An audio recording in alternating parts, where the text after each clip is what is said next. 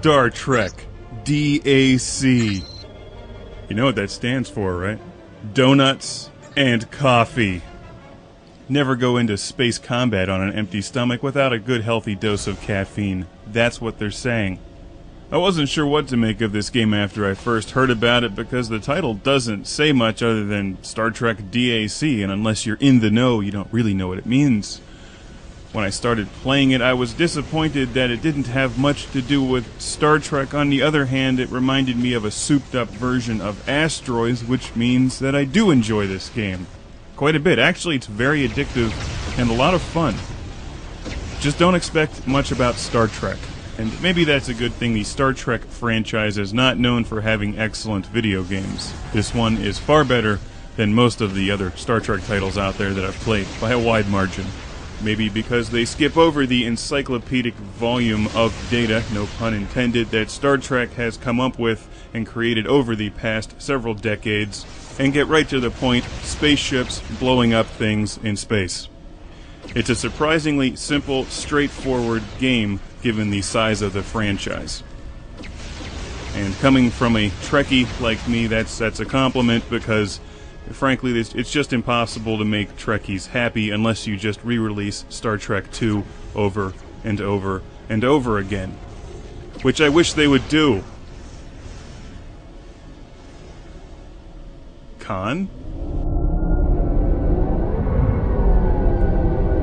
Beep, beep, beep. I wish they would have put a reverse sound on the Enterprise. At times it feels like you're driving a truck in outer space, or a Winnebago.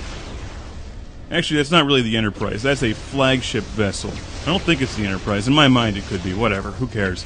You pick one of 3 classes of spaceships and fight in one of 3 different styles of games, plural. You can fly as a flagship, bomber, or fighter in deathmatch, assault, or conquest.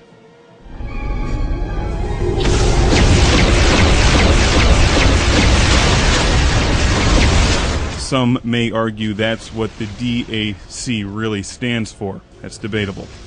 I think it's sheer coincidence. It seems as though it was designed for Xbox Live Arcade multiplayer primarily, but it's a lot of fun also playing in a single-player mode, where you have computer opponents and fight against other computer opponents, like V'ger, if V'ger was in the game, which he's not. It's not really he either. Anyway, moving on. I played online late on a Saturday night and found that there were a lot of people playing this game. They seemed to be jumping in and out of games rapidly, though. I found gameplay to be more fun and focused just playing in a single-player mode. And the achievements in this game are actually fun to go for. They seem reasonable.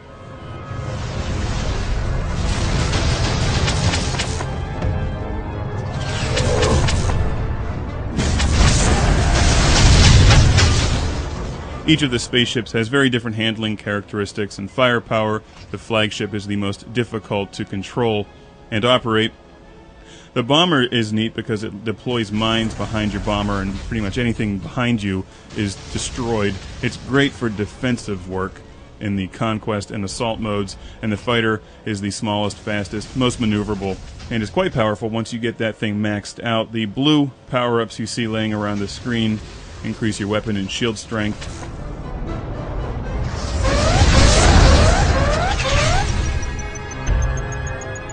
There's an indicator at the bottom middle of the screen that shows you your overall strength. And then the yellow ones give you special weapons like shields, cloak. You have a wingman, which effectively doubles your firepower. And that's a really good one to have. When your ship is destroyed, you can eject and then it respawns you faster. It's a nice, simple game. It's not weighted down with the whole Star Trek series. And the release coincides with the new Star Trek film. But I'm glad that they chose a straightforward arcade style for the game. It's a lot of fun.